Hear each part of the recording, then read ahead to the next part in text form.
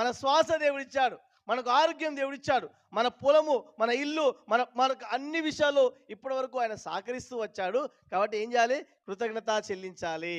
ఇది ఒక కానుక. రెండవ కానుక ఏంటిది? రెండవ కానుక ఏంటిదంటే సమాధాన బలి. అంటే దేవునితో సమాధాన పడాలి.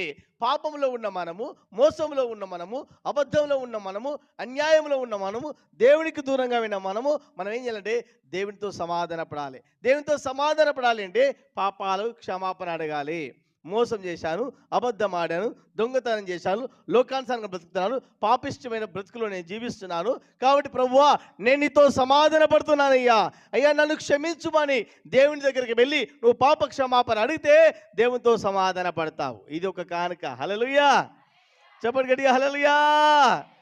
దహన బలి అనేది ఒక కానుక, అర్పణ బలి అనేది ఒక కానుక,